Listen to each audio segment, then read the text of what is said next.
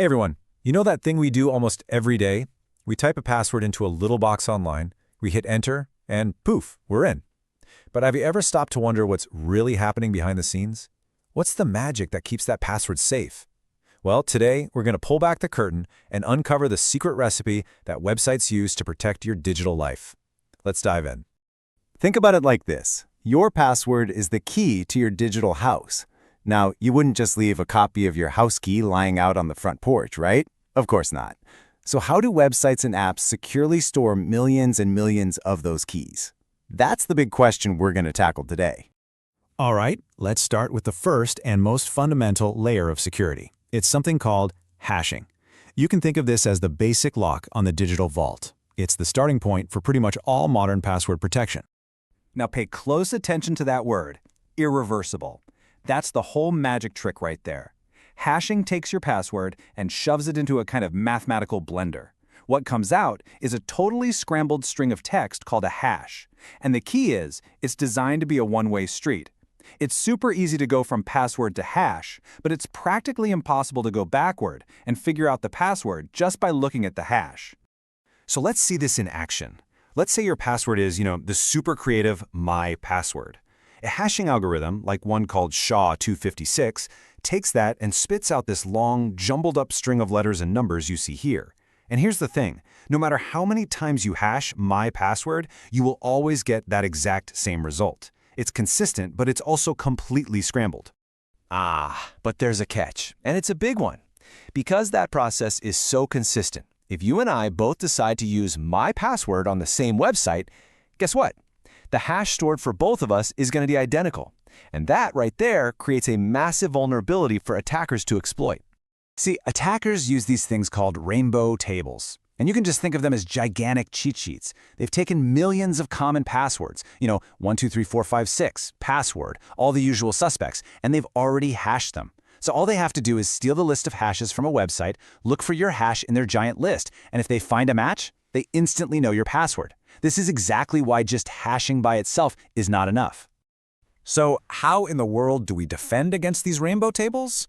Well, we add another special ingredient to our recipe. And this brings us to layer 2, salting.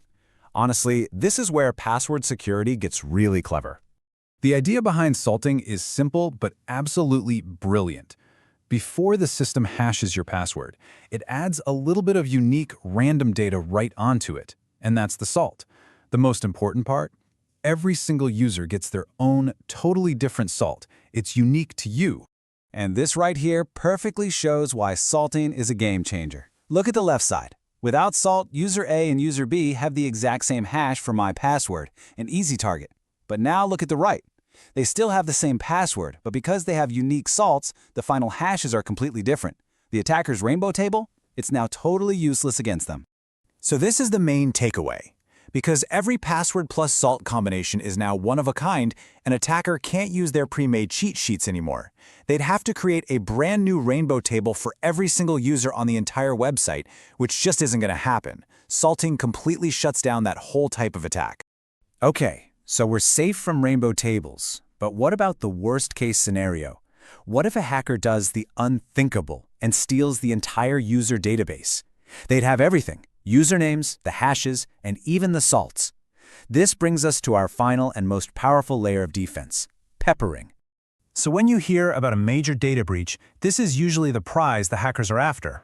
They get the whole list of users, they get their hashed passwords, and they get the unique salt that goes with each one. At this point, they have all the ingredients they need to try and crack passwords one by one, which is called a brute force attack. And it really seems like a hopeless situation, doesn't it? The attacker has the salted hash, they can just start guessing common passwords, add the user's salt, hash it, and see if they get a match. So, how can we possibly stop them at this point? It seems like they have everything they need. Well, there is one last secret ingredient, the pepper. A pepper is another secret string of characters. But here's the difference. Unlike the salt, it's the same for everyone using the app.